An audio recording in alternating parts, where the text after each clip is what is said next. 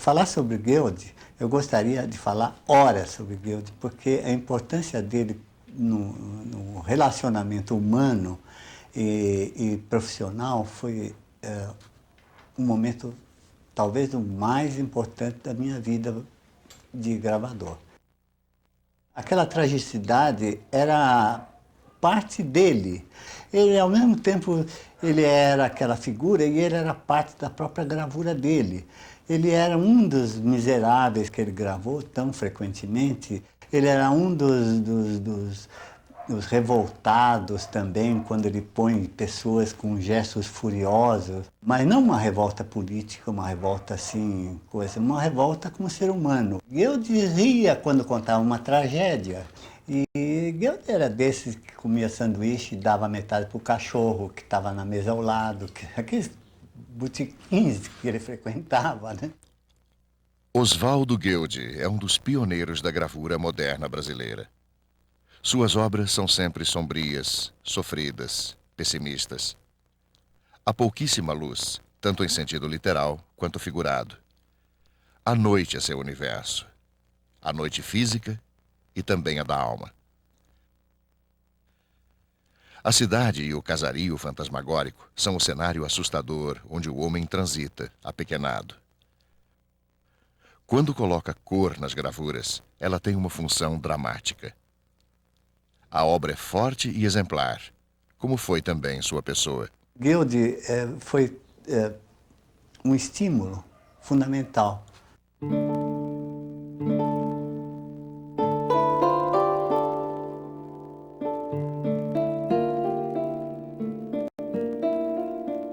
Marcelo Grassmann desenha e grava há mais de meio século e se tornou um dos grandes nomes da arte brasileira. Utilizou sobretudo a gravura em metal, uma técnica laboriosa que emprega ácidos para corroer as chapas e criar as matrizes de impressão.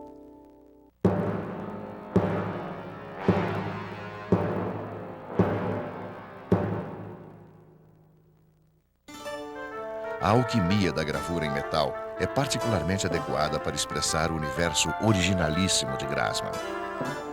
Suas gravuras são povoadas por cavaleiros e damas medievais, animais meio fantásticos e outros personagens bizarros, nascidos de sua invenção.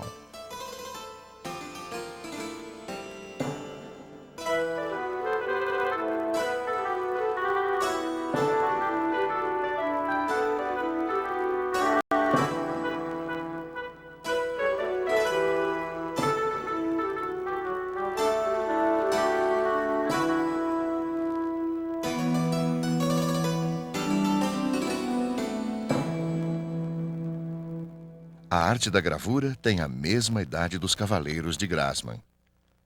A mais antiga gravura conhecida data dos fins do século XIV e é um fragmento de uma crucificação de Cristo. A primeira função da gravura foi difundir a fé, através de episódios bíblicos e cenas exemplares da vida de Cristo e dos santos. São ainda típicas do final da Idade Média certas gravuras moralizantes, nas quais a morte é uma personagem sempre convidada. Possuem ao mesmo tempo função religiosa e política. Intimidam o indivíduo ao lembrar a transitoriedade da vida e das conquistas terrenas.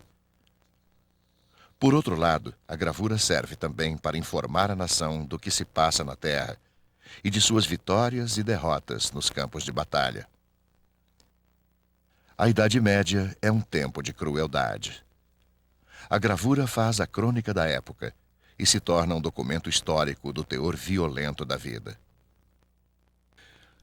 Finalmente, as imagens dos soberanos devem ser conhecidas pelo povo para inspirar a admiração e garantir a boa ordem social.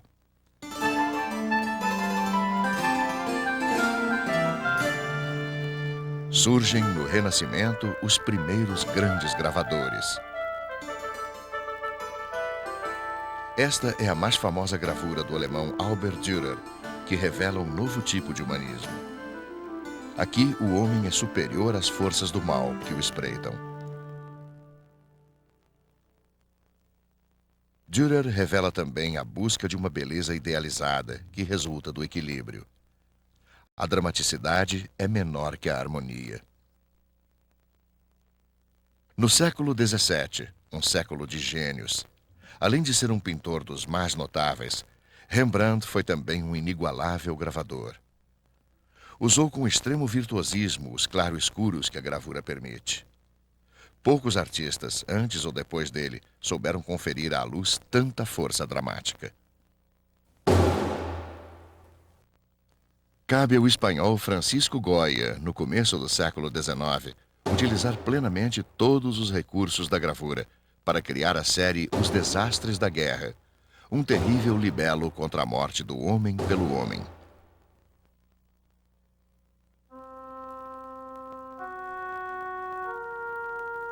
Em pintura, talvez a série não tivesse a mesma força, a mesma tragicidade radical. O vigor destas pequenas gravuras prova que qualidade artística não é questão de técnica nem de tamanho. A gravura é uma arte maior, como qualquer outra, nas mãos de quem compreende e domina suas especificidades. Mas eu me apaixonei pela gravura é uma questão afetiva, realmente.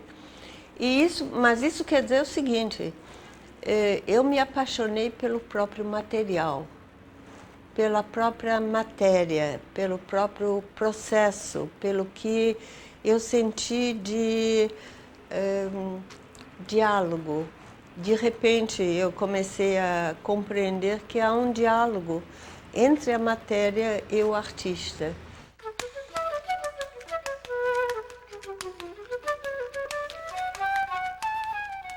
A arte moderna chega ao Brasil no começo dos anos 20.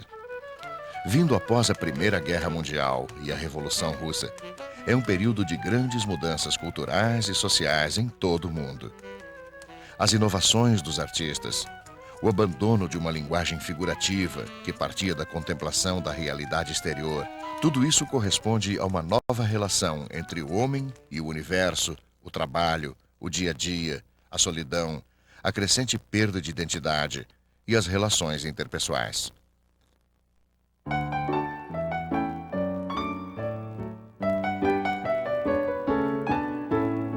Ao lado de Gueldi, Lívio Abramo é o outro grande pioneiro da gravura moderna no Brasil.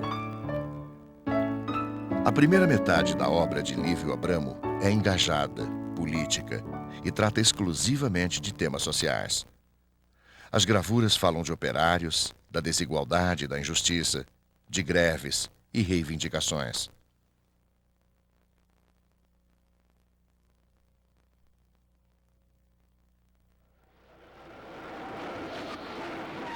Na década de 60, por dificuldades financeiras, Lívio Abramo se mudou para Assunção, no Paraguai, onde lhe haviam oferecido um emprego como professor de arte. No Paraguai, a gravura de Lívio Abramo passa a recriar, não reproduzir, a realidade ao redor.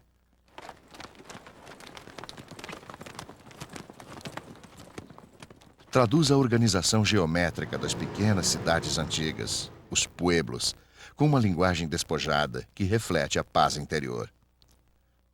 As pessoas acham que o Lívio Abramo tinha um pessimismo inato. Eu acho que não é.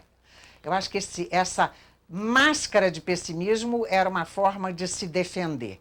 Ele era uma pessoa amorosíssima, uma pessoa de uma solidariedade enorme, de um compromisso com a humanidade, com as pessoas, com o jovem, com a arte, que não é de um pessimista, certamente. Era um esquema de defesa. Porque espero que, dia mais, dia menos, haja uma nova valoração dos conceitos humanos e que terminem por impor-se diante da selvageria que é o mundo atual, não?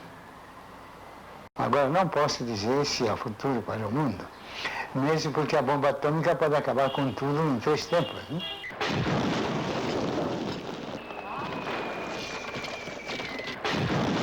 Olha, quando eu estive na guerra na Itália, eu fiquei muito motivado quando eu fazia os desenhos dos meus colegas.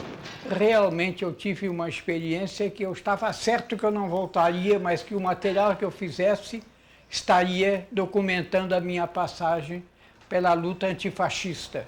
A verdade é que os clubes de gravura que vieram na sequência disso tiveram um papel muito importante na arte brasileira. O fim da Segunda Guerra Mundial e a derrota do nazismo e do fascismo trazem novas esperanças a todo mundo e o desejo de melhorá-lo. As gravuras de Carlos Scliar continuam o filão social e de protesto inaugurado por Lívio Abramo. No começo da década de 50, Scliar lidera a criação do Clube de Gravura de Porto Alegre, ao qual se seguirão outros pelo Brasil. Os artistas gaúchos se servem da multiplicabilidade da gravura para ampliar o alcance do seu protesto. Ao mesmo tempo, fazem um levantamento da paisagem humana da região e retratam o trabalho, os costumes, os lazeres.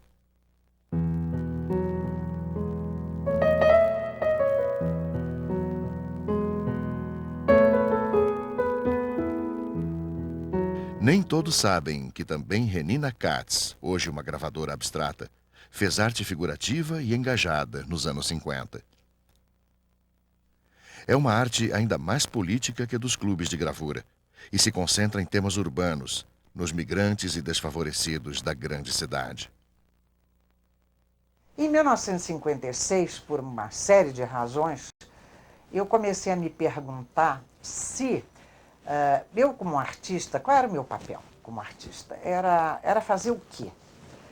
Era melhorar o plano da sensibilidade das pessoas, era transmitir algum conhecimento, era, enfim, ampliar o horizonte das pessoas, e para isso eu necessariamente teria que ficar numa denúncia permanente.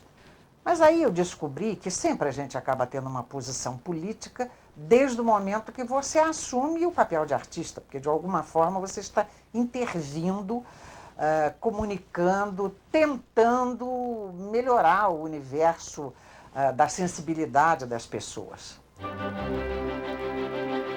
Além das novas esperanças, o fim da Segunda Guerra traz também, forçosamente, uma tendência mundial ao internacionalismo e um diálogo mais amplo entre as correntes artísticas. A criação da Bienal de São Paulo, em 1951, reflete essa tendência. A Bienal se torna um instrumento poderoso de atualização e apoia as tendências abstratas que começam a vicejar no Brasil. E eu consegui um lugar no grande salão de recepção do Ministério de Educação, onde num cantinho se armou um conjunto de painéis, um canto. E nesses painéis eu então fiz a primeira exposição de gravuras abstratas. E os críticos caíram em cima de mim. Os críticos na época eram, na maioria, da linha dura do Partido Comunista. Então a abstração era uma heresia total, era anticristo. E então as críticas que apareceram no jornal diziam, bom, ela se tornou inteiramente decorativa e é uma traidora, uma traição à causa da humanidade. Eu nem respondi, porque eu sabia que eles não tinham razão, que o problema era muito maior. E eu pensei, não, eu vou tentar andar o meu caminho.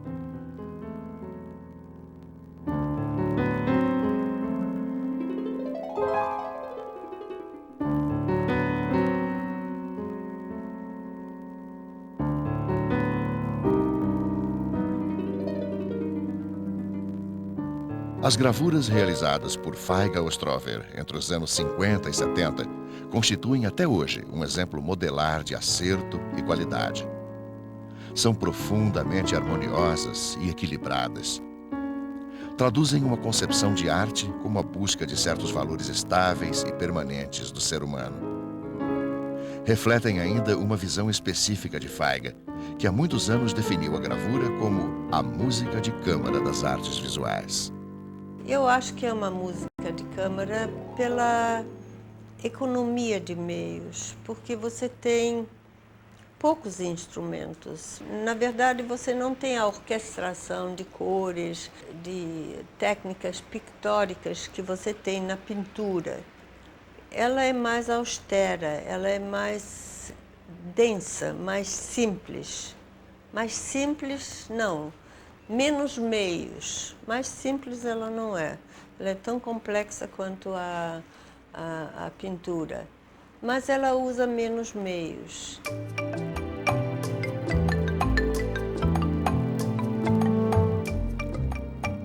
A arte está sempre ligada à vida social. Não se limita nunca a ser sua tradução literal, mas dialoga com ela, a reflete e discute.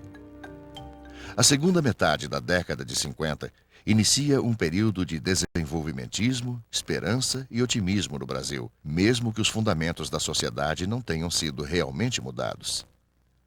A gravura brasileira atravessa uma fase áurea em termos de prestígio e qualidade. Tudo ao seu redor contribui para que cresça. Não foi só o problema de ter bons locais. Eu acho que naquela época nós tivemos bons professores. Nós tivemos magníficos professores. Era Iberê, Carlos Oswald, no Museu Edith Bering e Guild. O que você quer mais?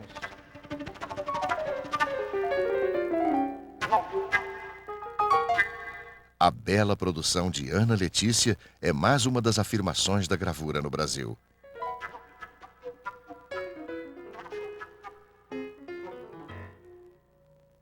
Como a obra de Feiga Ostrover se volta para a harmonia e faz música de câmera. Eu acho que nós tínhamos também um grupo de críticos muito importantes e que não entravam na moda, eles iam pelo trabalho realmente, eles acreditavam. Ana Bela Geiger fez gravura abstrata nos anos 60.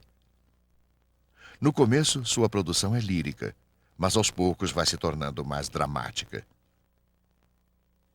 Algumas obras passam a sugerir a figura, especialmente detalhes anatômicos e vísceras.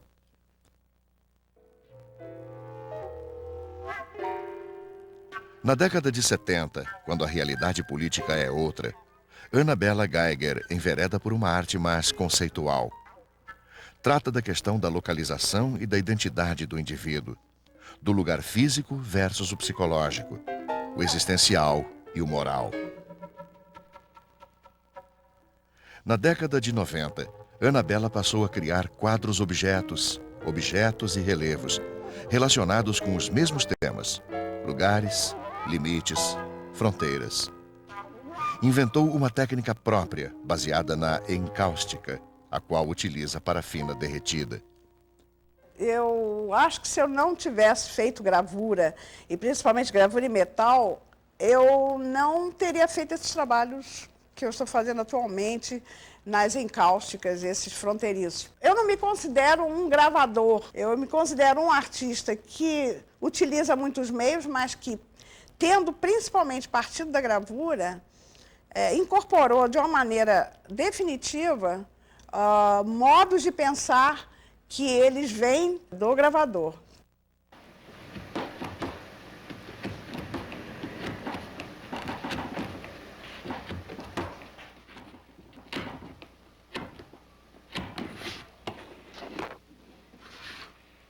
Há uma especificidade do gesto do gravador?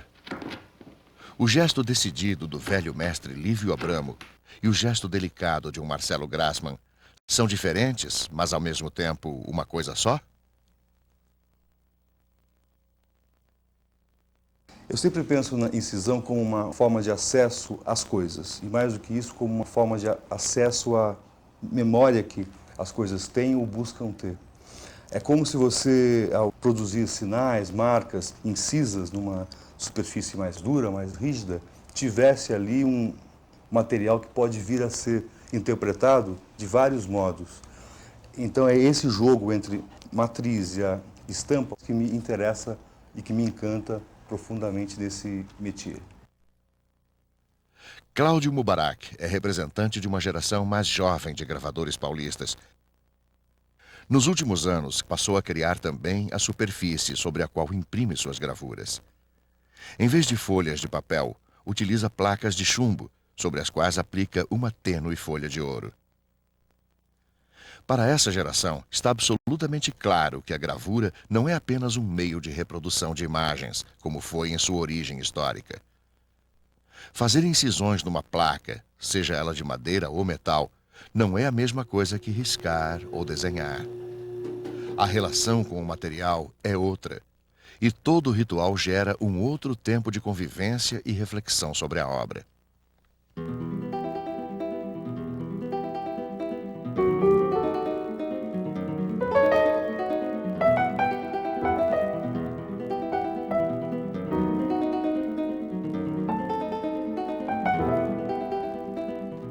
A poética da gravura brasileira foi sensivelmente mudada na década de 70 por Maria Bonomi. Sua contribuição específica foi a mudança da dimensão física da obra, correspondendo naturalmente a um pensamento novo e próprio. Maria Bonomi rompeu com a gravura como objeto de gabinete, para ser guardado em gavetas e exibido em vitrines, como a gravura antiga europeia. Suas grandes gravuras, com até mais de 2 metros de comprimento, revelam os gestos corajosos e ousados de um virtuoso. Gestos que dialogam permanentemente com os veios da madeira. Eu acho que é uma atitude anticolonizada fazer uma gravura da nossa escala, que a nossa escala é a Amazônia, a nossa escala é o Mundo Novo, a nossa escala não é intimista. E a questão do branco, porque quando você chega num grande espaço branco, que é geralmente quem nós somos chamados a corromper, para não usar a palavra decorar, você tem que usar o espaço todo como suporte, portanto o infinito. A tua imagem tem que existir no infinito e não restrita. Era uma questão do meu espaço e do gesto, sabe? De você poder abrir os braços, de você querer abraçar, de você ter uma coisa que correspondesse fisicamente o que você é, o inner side e o outside, quer dizer, essa questão da... Eu não sei, eu nunca gostei de música de câmara, eu sempre gostei de ópera, sinfonias. Então eu queria ocupar o mundo. A pretensão era essa. Meu projeto pessoal, quer dizer, está, de certa maneira, submetido dentro de uma questão da particularidade. Eu não me proponho a reformular qualquer coisa dentro de um sistema de linguagem. Quer dizer, o que me proponho, na verdade, é tentar estabelecer meu registro pessoal e enriquecer esse tipo de investigação de uma forma permanente, dentro de um processo em que eu ponho em dúvida, na verdade, as próprias conquistas que eu já, de certa maneira, poderia ter estabelecido, né? O jornal, na verdade, me dava como tema justamente pensar a figuração dentro de uma realidade objetiva, que era a realidade do país, né? Isso, na verdade, é uma tensão, quer dizer, você tentar resolver um aspecto pessoal, quer dizer, subjetivo, trabalhando com um tema que seja, de certa maneira, dado fora de você. O fim dos anos 60 modifica o mundo. Em 1967, morre Che Guevara nas selvas da Bolívia. Em 1968, os estudantes se rebelam em Paris. Em 1968, o governo militar fecha o Congresso no Brasil e impõe o Ato Institucional número 5. Rubem Grillo surge nos anos 70 como ilustrador de jornais politicamente engajados, à margem da grande imprensa.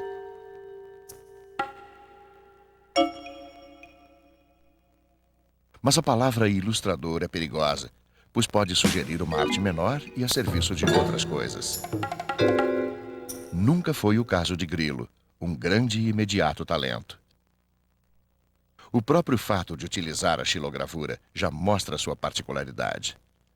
Incitado pela realidade ao seu redor, que nada mais tem a ver com o otimismo desenvolvimentista do começo dos anos 60, Grillo faz, ao longo das décadas de 70 e 80, uma gravura figurativa de enorme impacto e eficácia.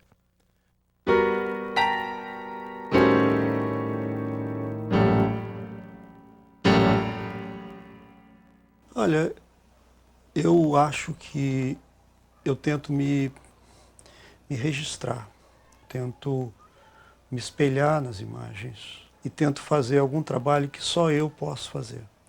Eu nunca meço porque é bom ou é ruim, ou vai ficar ou não vai ficar, quer dizer. Mas eu acho que o que me dá, de certa maneira, a distância do meu trabalho em relação às outras coisas que eu vejo, é você sentir um mínimo de particularidade naquilo que está sendo desenvolvido.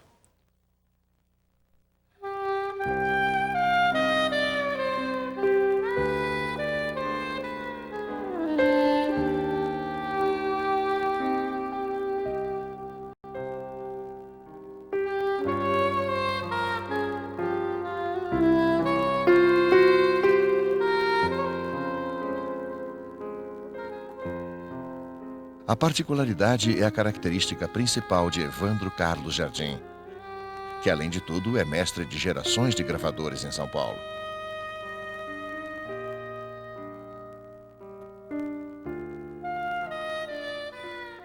Evandro é um artista silencioso, um pouco tímido, recolhido em seu pequeno ateliê no bairro de Santo Amaro, o mesmo há mais de 30 anos.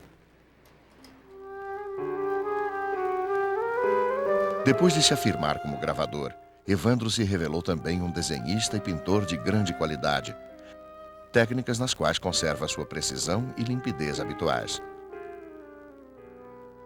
Porém, a gravura continua sendo sua atividade principal. Através dela, revela um universo tão original quanto o de Marcelo Grassmann, embora completamente diferente. Observa e registra com grande delicadeza o mundo ao seu redor, os pequenos detalhes, fragmentos, tudo numa contemplação amorosa e intimista. Entre seus assuntos prediletos, se é que podemos chamá-los de assuntos, estão o verão,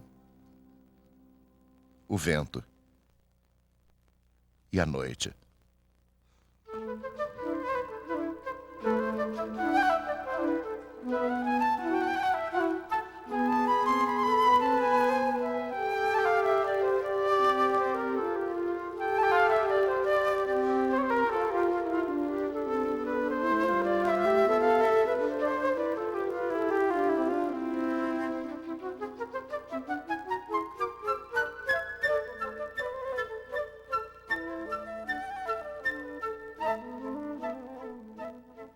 Uma característica específica de Evandro Carlos Jardim é que ele trabalha e retrabalha continuamente as mesmas chapas. Imprime uma imagem, depois modifica algumas partes, imprime de novo e vai criando variações sobre o mesmo tema. É um projeto só possível através da gravura, cuja linguagem ele eleva assim à plenitude.